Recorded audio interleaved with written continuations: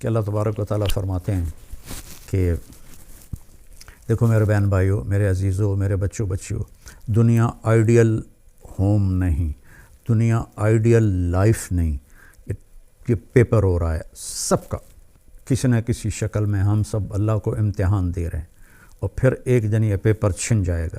جیسے امتحان دیتے ہیں تو 3 گھنٹے کا ٹائم ہوتا ہے، تو جو ہی وہ ٹن ہوتا ہے تو پیپر چھین لیا جاتا ہے۔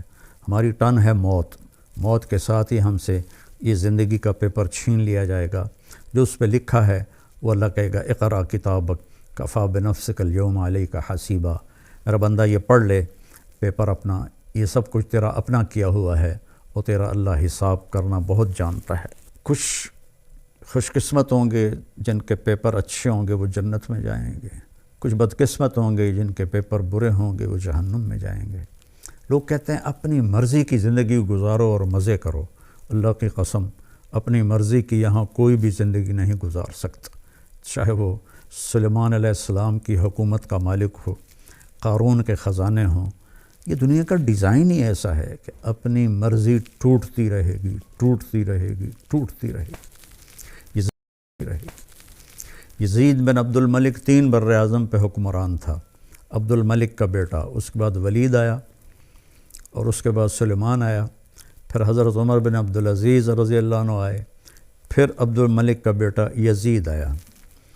تو وہ ایک دن کہنے لگا کون کہتا ہے کہ بادشاہوں کی زندگی مزے کی نہیں ہوتی اور وہ اپنی مرضی کی زندگی گزار نہیں سکتے؟ میں آج کا دن مزے سے گزاروں گا اور اپنی مرضی سے گزاروں گا، اور حکم دیا کہ محل کے دروازے سب بند کر دو اور مجھے کوئی خبر نہ سنائی جائے، حکومت کی، بغاوت کی، کسی چیز کی مجھے کوئی خبر نہ سنائی جائے۔ اور اس کی ایک باندی تھی حبابہ، وہ بہت حسین تھی، تو اس کو وہ لے کر اپنے محل میں بیٹھ گیا کہ آج کا دن میں حبابہ کے ساتھ مستی کروں گا۔ تو باتیں کرتے کرتے اس کو اپنی گود میں لٹا لیا، اور انگور پڑے تھے تو ایک دانہ اٹھاتا اور اس کے منہ میں ڈال دیتا، اس کو کھا لیتی، پھر دوسرا دانہ اٹھاتا اس کے منہ میں ڈال دیتا، اس طرح کی ایک مزے کی شکل بنی۔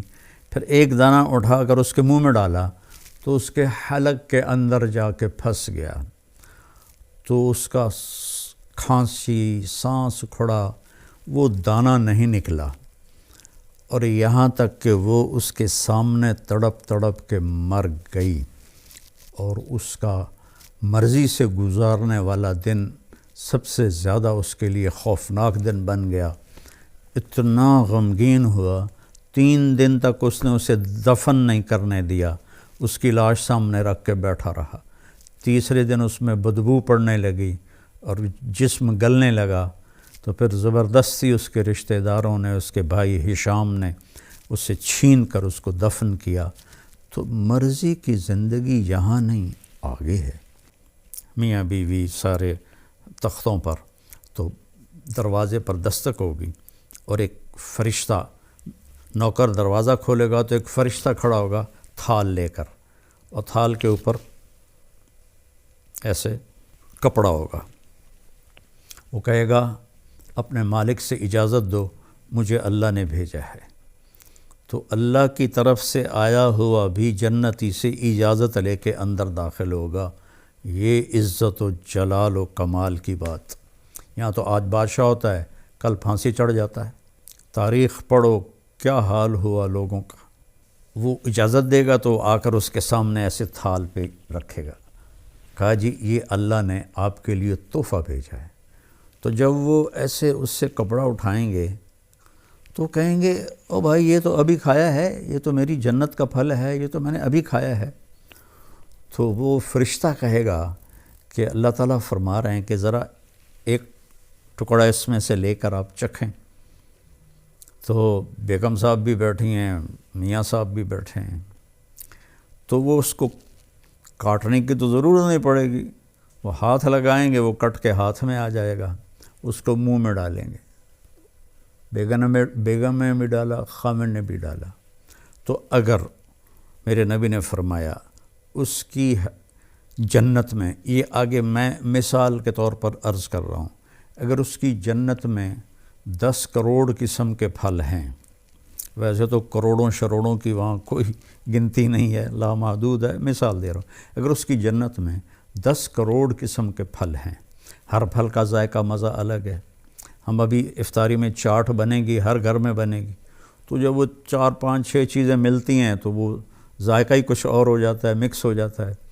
تو جب وہ اس کو منہ میں رکھیں گے تو ان کی جنت میں جتنے پھل ہیں، ہر پھل کا ذائقہ الگ الگ الگ اس ایک لقمے میں اللہ انہیں محسوس کروائے گا، اور پھر آواز آئے گی وَأُتُوا بِهِ مُتَشَابِهًا، میرے بندے یہ اس کے مشابہ تھا، یہ وہ نہیں تھا جو تم کہہ رہے تھے۔ اور نماز کے لیے تیزی سے آؤ، تیزی سے آؤ، بھاگ کے آؤ نماز کے لیے۔ جنت کے لیے فرمایا سارعوا الی مغفرۃ من ربکم وجنہ عرضها السماوات والارض، کہ جنت کے حاصل کرنے کے لیے اور میری بخشش حاصل کرنے کے لیے ایک دوسرے سے مقابلہ کرو، اور مقابلے کی دوڑ لگاؤ، جیسے کہ ٹریک پر دوڑ لگائی جاتی۔ ایک دوڑ لگا رہے تو لوگ باغ میں، جس کو جاگنگ کہتے ہیں، کوئی آگے نکل گیا، کوئی پیچھے رہ گیا، وہ اپنی چال چلتا ہے۔ یہاں اللہ کہہ رہا ہے نہیں، دوڑو، ایک دوسرے سے آگے نکلو، ایک دوسرے سے آگے نکلو۔ اور پھر جب اللہ نے کہا میری طرف آؤ تو سب سے طاقتور استعمال کیا فَفِرُّوا إِلَى اللَّهِ، سرپٹ بھاگو، سرپٹ بھاگو اپنے اللہ کی طرف۔ اور فرار اس دوڑنے کو کہتے ہیں جس میں کسی چیز سے ڈر کے آدمی بھاگ رہا ہو تو اس کی رفتار تیز ہو جاتی ہے۔